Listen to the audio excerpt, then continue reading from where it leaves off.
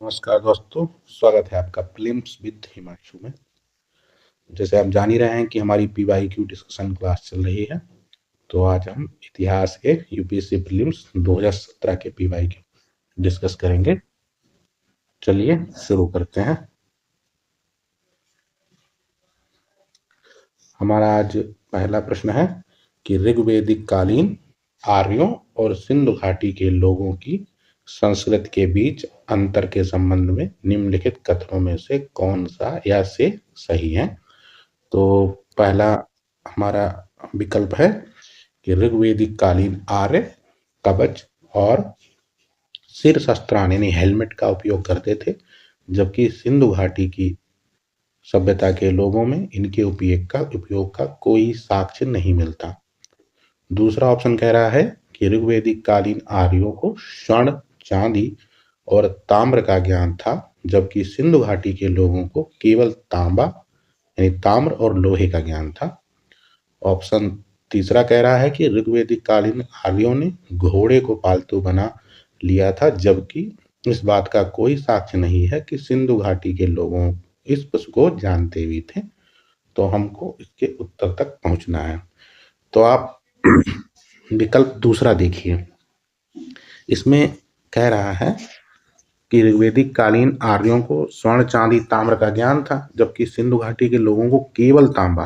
देखिए, एक तो सब जब केवल आता है ना तो थोड़ा अजीब सा होता है, और क्योंकि इसमें मतलब ये एक्सट्रीम वर्ड है केवल, ठीक है। दूसरा कह रहा है इसमें ताम्र और लोहे का ज्ञान था। हमको पता है अच्छी तरीके से कि लोहा उत्तर वैदिक काल में आया था, ठीक है।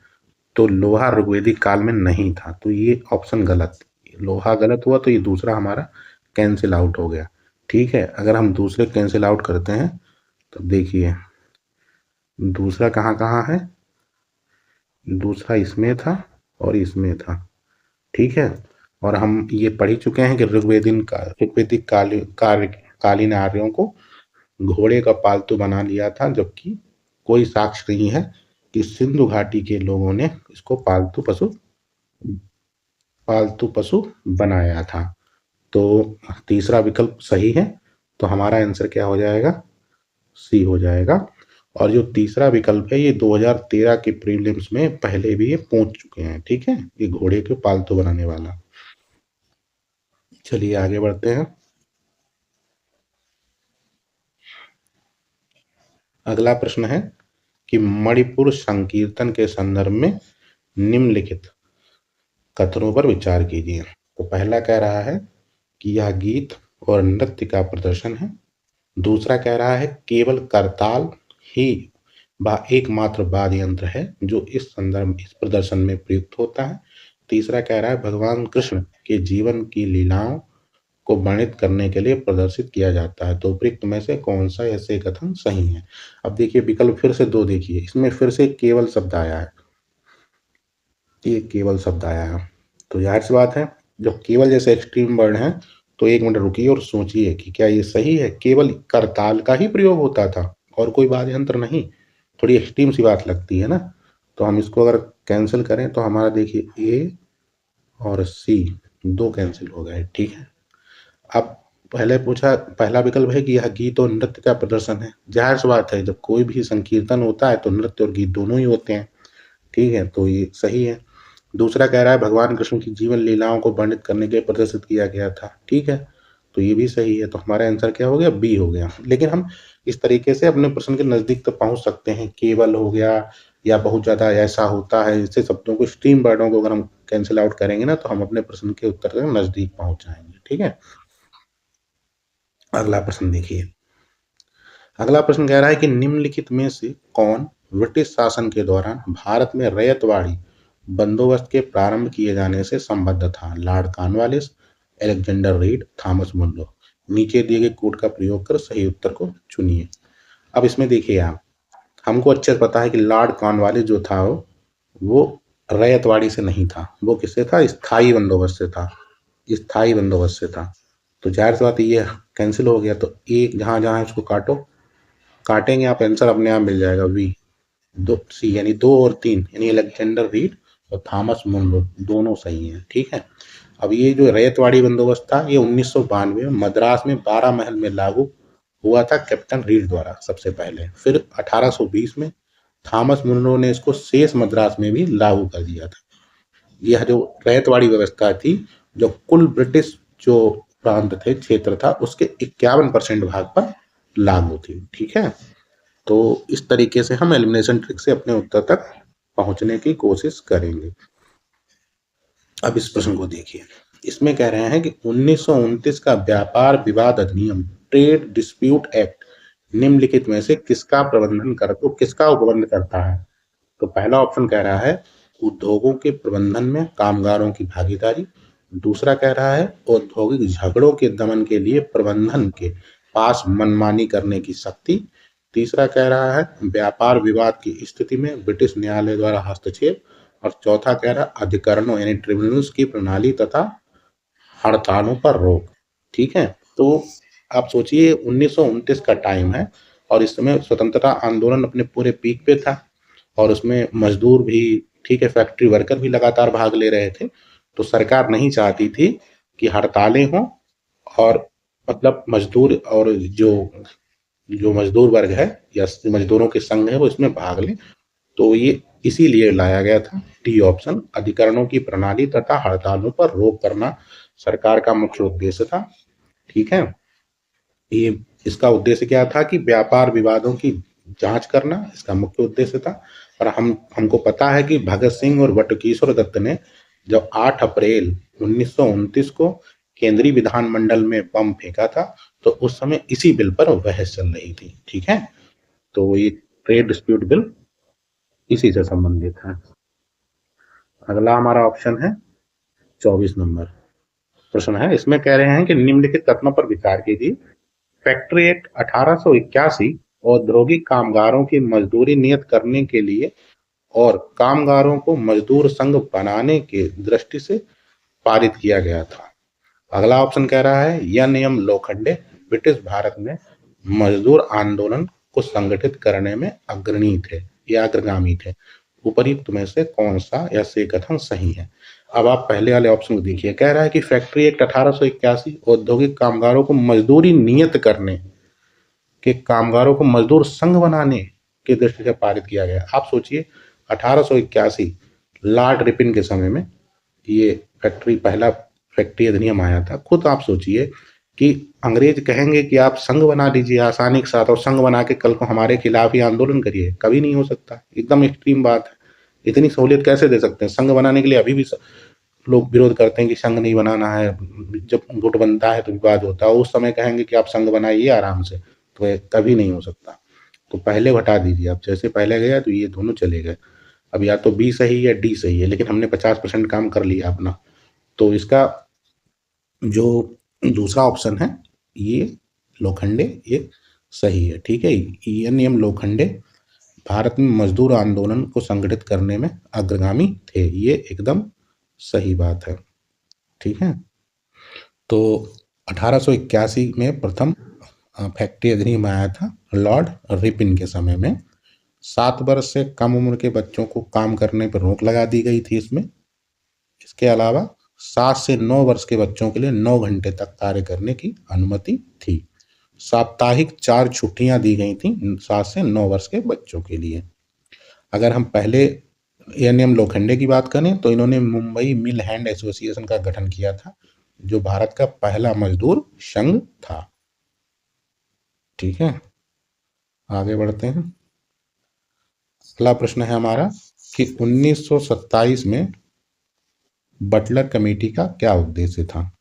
तो बटलर कमेटी जो थी उसका उद्देश्य क्या था कि ऑप्शन दे रहा है कि केंद्रीय एवं प्रांतीय सरकारों की अधिकारिता को निश्चित करना, भारत की सेक्रेटरी ऑफ स्टेट की शक्तियां सुनिश्चित करना, राष्ट्रवादी प्रेस एवं सेंसर व्यवस्था पर अधरोपित करना, और चौथा कह रहा है भारत सरकार एवं देशी रियासतों के बीच संबंध को सुधारना। तो इसका आंसर डी है, क्योंकि ये भारत सरकार और देशी रियासतों के बीच संबंध सुधारने की बात के लिए जोर देता है ये बिल। ठीक है, तो इसका आंसर डी है, इसमें कोई ऐसी एलिमिनेशन ट्रिक है नहीं। तो आगे बढ़ते हैं।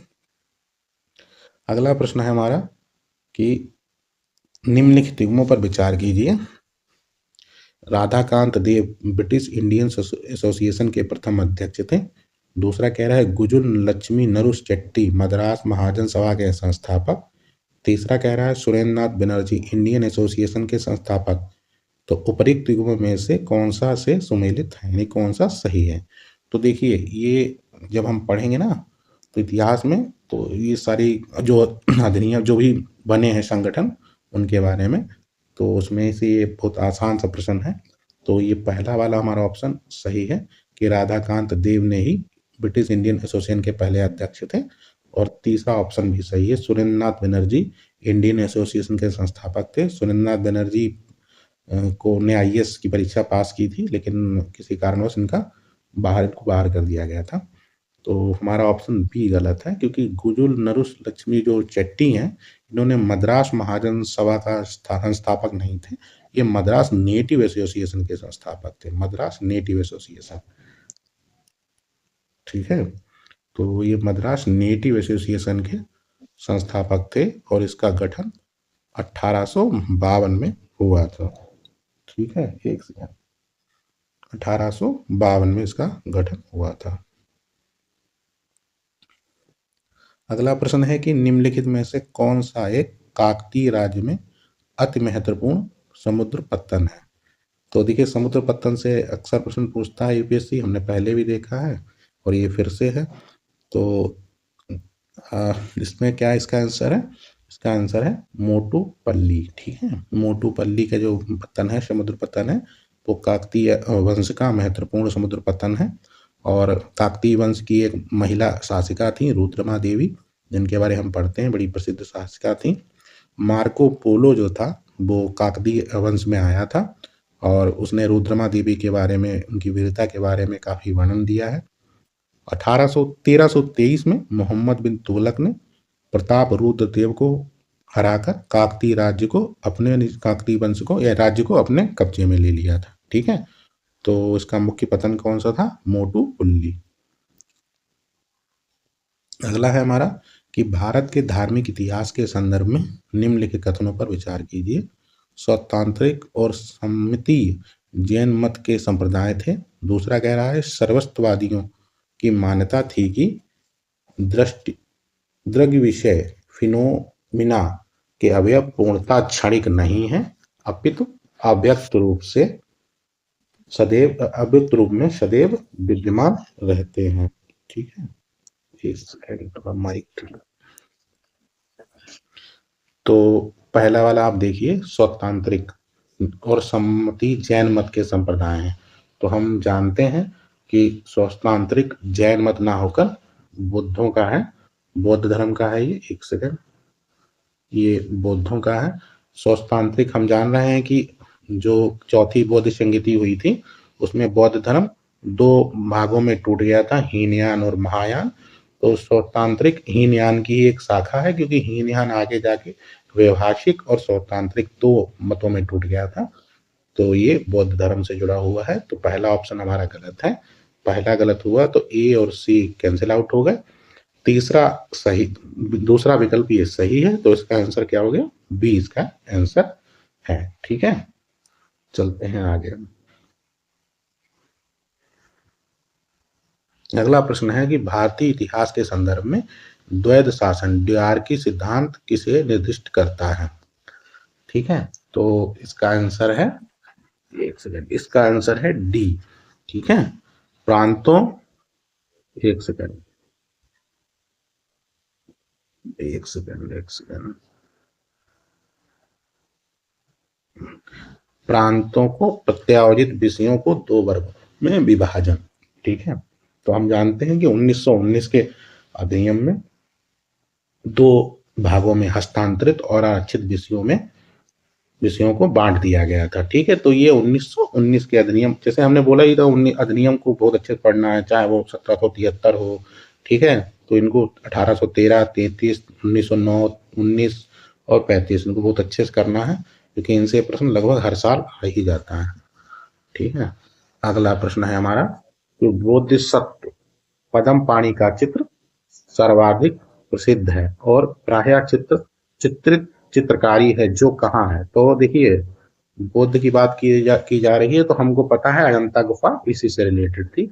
अगर हम ऐसे भी सोचें तो हम अपने उत्तर तक पहुंच सकते हैं कि अजंता गुफा इसी बौद्ध धर्म से ही जुड़ी है, तो इसका आंसर बौद्ध अजंता ही है।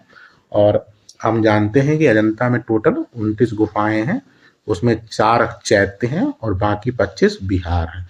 तो बौद्ध शब्द में पदम पाणी मतलब कमल हाथ में लिए हुए बुद्ध का चित्र होना, तो आप लोगों देखा ही होगा अक्सर, ठीक है।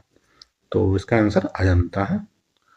अगला प्रश्न है हमारा कि निम्नलिखित युग्मों पर विचार कीजिए कि परंपराएं और समुदाय। चिल्लाहा साहिब उत्सव सिंधियों का, नंदराज जात यात्रा गूंडों का, बारी बरकारी संथालों का। तो उपयुक्त में से कौन से विकल्प सही है, ठीक है।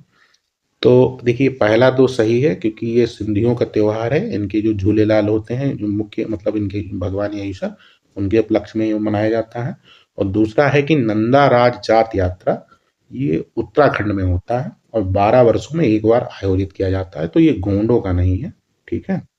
दूसरा है बारी बरकारी, जो ये बारी बरकारी है ये महाराष्ट्र में जो पंढरपुर है, जो हम इससे पहले भी हम इस क्वेश्चन को डिस्कस कर चुके हैं कि पंढरपुर किस नदी के तट पर है।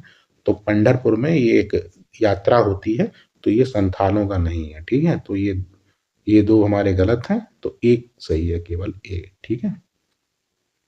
तो आगे बढ़ते हैं।